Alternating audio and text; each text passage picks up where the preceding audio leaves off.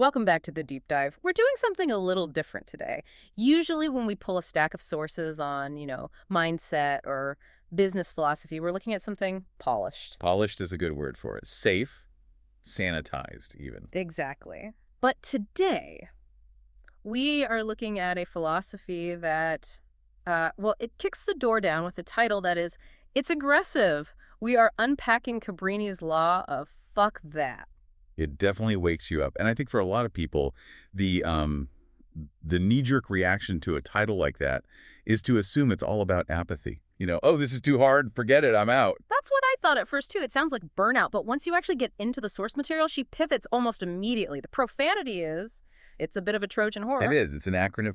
Fuck that actually stands for finally understanding common knowledge. Which is such a clever flip. So let's start there. What is this common knowledge that we're supposed to be finally understanding? The common knowledge is basically the baseline reality of existence.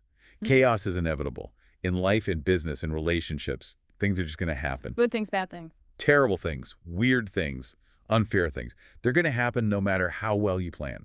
So the philosophy isn't forget everything. It's more like forget the expectation that things will go smoothly. Precisely. It's actually a very stoic idea wrapped in this modern gritty language. The argument is, if the chaos is guaranteed, if the rain is going to fall no matter what, why are you waiting for clear skies to start walking?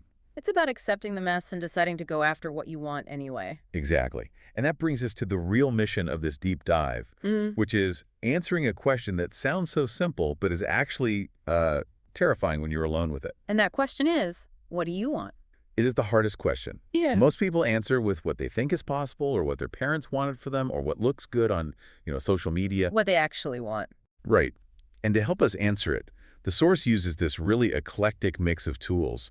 There are affirmations, a deep dive into the documentary Man on Wire, and then this very personal, chaotic story about a lost dog. High art and street-level panic. It's a strange mix. But they all thread together perfectly. Okay, so before we get to the high wire acts, let's look at the foundation. The source calls this reprogramming the inner core. This is the whole I am framework. Right. The theory here is that your brain has this default setting, this inner chatter, that's usually running old, unhelpful scripts. The voice that says, you're not ready, or that's way too risky. Exactly. So to change that, you have to override the script with these present tense statements. Not, I will be, which is always in the future, but I am right now. And since we're on day 4 of this challenge, there's already a stack of them. We have, I am on my way to me, I am strong, and I am unstoppable. I am on my way to me is. I just love that phrasing. It removes the pressure of having arrived, It gives you permission to be in process. Yes. It frames your identity as a journey you're already on, not some destination you failed to reach. And today's edition, the one for day 4, is I am in control. Okay, and we need to pause here because control is a huge trigger word, right? Especially since we just said that chaos is inevitable. Right. If finally understanding common knowledge means we can't stop the storm, how can we possibly claim I am in control? Isn't that a direct contradiction? And that's the nuance. I am in control doesn't mean you control the traffic or the weather or the stock market. So what are we controlling? Your navigation, your agency. You get to choose how you react when the traffic hits. It's claiming ownership of the response, not the circumstance. It's saying, I'm the captain of this ship, even if I'm not the god of the sea. There was this funny little moment in the source material that I think illustrates this perfectly. She calls it the noise test. Oh, the headphone issue, yes. She asks her listeners to type in the comments all the background noises they can hear because her expensive noise-canceling headphones were actually amplifying everything. It's a throwaway moment, but if you look at it as a metaphor, it's just brilliant. How so? When you try to focus on a new goal, like, I am in control, the background noise of your life often gets louder. The doubts, the distractions. It's like the universe tests you immediately. You decide to focus, and then suddenly your neighbor starts up a leaf blower. Exactly. And the lesson isn't to go smash the leaf blower. It's to identify the noise so you can choose to focus on the signal instead. Okay, so we have the mindset. I am in control of my path, even if I can't silence the world. Now we need the target. And to teach that, the source pivots to Philippe Petit. The guy from the film Man on Wire. For anyone who hasn't seen it, Philippe Petit is the French artist who, in 1974, walked on a high wire between the 2 twin towers of the World Trade Center, illegally, with no net. It's one of the most audacious artistic crimes, maybe ever. But the source doesn't start with him on the wire. She starts at the origin, which is so mundane it's almost funny. He's 17 years old, he has a toothache, he's sitting in a dentist's waiting room, The least inspiring place on earth, right? The smell of clove oil and old magazines. and he picks up a magazine and sees an article about the Twin Towers. But here's the thing. The towers didn't even exist yet. They were just architectural renderings, basically cartoons. And this is the critical insight. Petit takes a pencil, and he draws a line between the two towers on the page. He didn't draw the buildings, he drew the wire. He drew the negative space. Yeah. Most people would look at that picture and see two massive buildings, the concrete, the steel.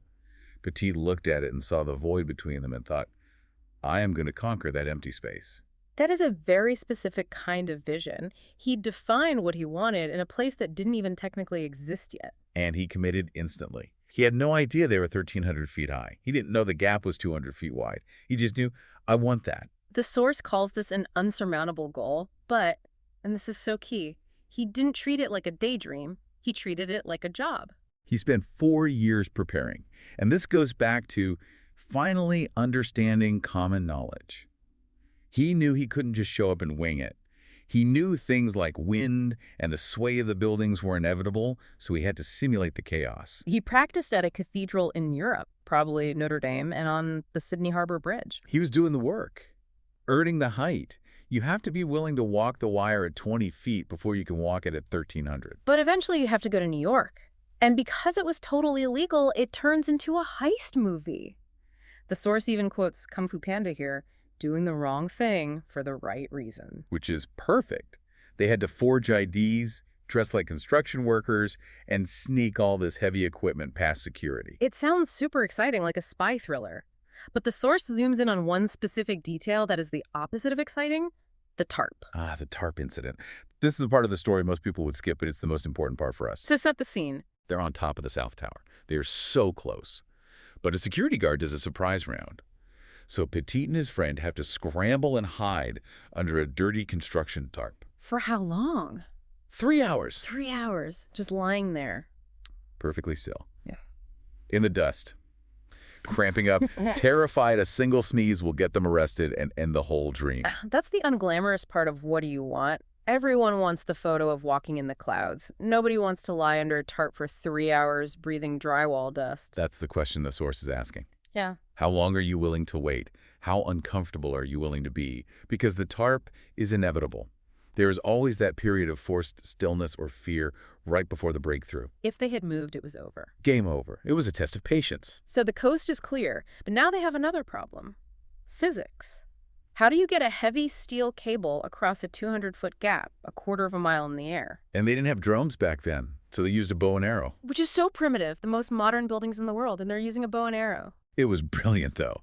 They shot a fishing line across, then used the fishing line to pull a slightly heavier rope, then another heavier rope, and finally, the steel cable itself. It's like a metaphor for scaling up your efforts. You start with the fishing line, the smallest possible action, and you build from there. And their communication. Remember, they didn't have walkie-talkies that worked well. They were using hand signals across this dark, windy void. And the source points out a detail about those signals that just gave me chills. Petit had a signal for, I am ready. But he didn't have a signal for, I'm not ready. That is profound. It's a burn the boats mentality. He created a system where the only option was to move forward. There was no abort button. No syntax for quitting. So he steps out. He walks for 45 minutes. He dances. He even lays down on the wire. And the source points out the reaction of his friends watching from the roof. It's a beautiful observation.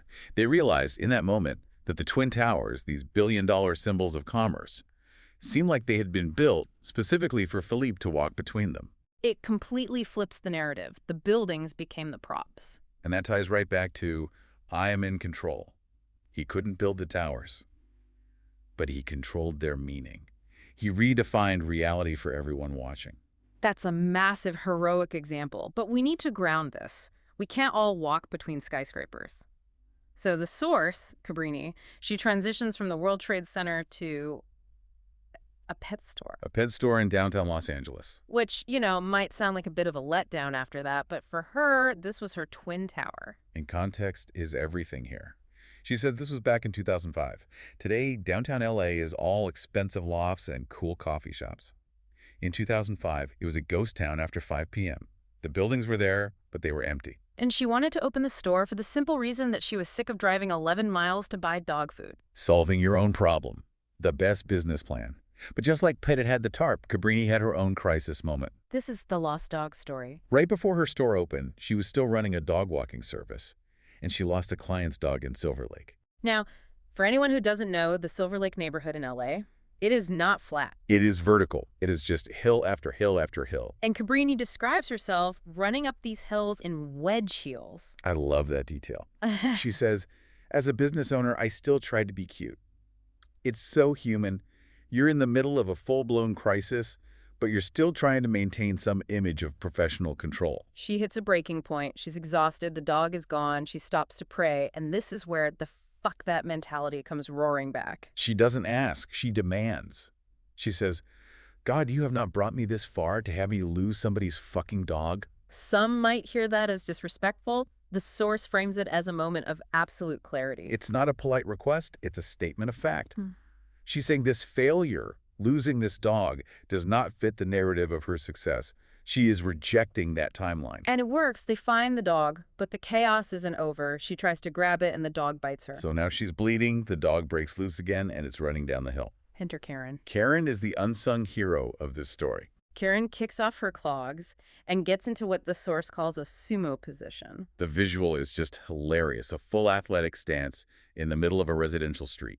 Whichever way you go, I'm going to get you. They catch the dog. Everything ends up fine. But the analysis here is what matters. Why tell this story right after Man on Wire? It's about the conspiracy of the universe. Meaning? The belief that even the bad things are conspiring to get you where you need to go. Because of that terrifying afternoon, Cabrini implemented collar tests in her business. She became obsessive about checking the equipment. So when she finally opened her pet store, her Twin Tower, she was a safer, smarter business owner. Because of the chaos. Exactly. The lost dog was her tarp. It was the painful, uncomfortable experience that prepared her for the bigger dream. It completely reframes the disasters in our own lives. Instead of, why is this happening to me? It becomes, what is this trying to teach me? And she even uses an acronym for fear. Fear stands for fun, exciting, adventurous, rewarding. She's choosing to see the chase up the hill, not as a nightmare, but as an adventure. She survived. So we've got the mindset, we have the grit to wait under the tarp, and the willingness to run up hills in wedge heels. But there's one more element. The team. The Furious Five. Right. In Man on Wire, Pettit didn't do it alone. But not everyone who started with him actually finished with him. That's a crucial point. Some of his early helpers, when they got to New York and saw the actual height of the towers, the reality of it hit them. They panicked. They literally ran away. They couldn't handle the scale of his dream. And the advice here is blunt. Don't surround yourself with people who run down the stairs when your dream gets real. But she flips that, too. It's not just about cutting people out. It's about letting the right people in. She gives this specific exercise called the audit. This is a great practical tool. She says to ask 5 friends to describe you. Why? Isn't that just fishing for compliments? No, it's data collection. The argument is that we are often deaf to our own strengths because of that inner chatter. You might see yourself as struggling, but your friends might see you as resilient or creative or inspiring. You're borrowing their perspective to see yourself more clearly. Exactly. When you hear from 5 different people, it starts to feel like objective evidence. It validates those I am statements. It helps you say, okay, maybe they're right, maybe I am unstoppable. It quiets the internal noise so you can hear the signal. It's like fixing the noise-canceling headphones. Perfectly put. You're calibrating your internal compass with external data. So we've unpacked a lot. Fuck that as clarity, the I am statements, the tarp, the lost dog. What's the final synthesis? What do we take away from all this? I think the core message is that asking what do you want is an act of bravery. It requires the bravery to look at a blank space like the gap between the towers or an empty storefront and see something that could be real. And then it requires the grit to deal with the inevitable messiness of making it happen. Right. The source is telling us not to sanitize the process.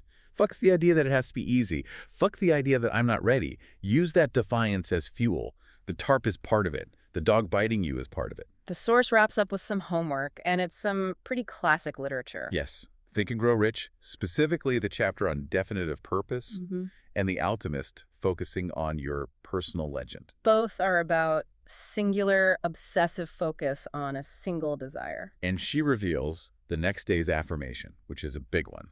I am powerful beyond measure. Which is a great setup for what comes next. It really is. It sets the stage for stepping out onto your own wire. And speaking of visions, she ends with her own. She visualizes sitting under an oak tree with Oprah in Hawaii. I like how specific that was. Yeah. She doesn't just want to meet Oprah. She wants to be in a conversation where this philosophy is just normal. She sees the end of her own wire. Exactly. So here's our final challenge to you, the listener. The source asks you to identify your twin tower. What is that unsurmountable goal you're willing to hide under a tarp for? And I'd add this. If you were sitting under that oak tree with Oprah, or whoever your icon is, what story would you tell her about today? Would you tell her about all the reasons you couldn't start? Or would you tell her about the moment you finally decided to take control? The choice is yours. Thanks for diving deep with us. Go find your wire. And walk it.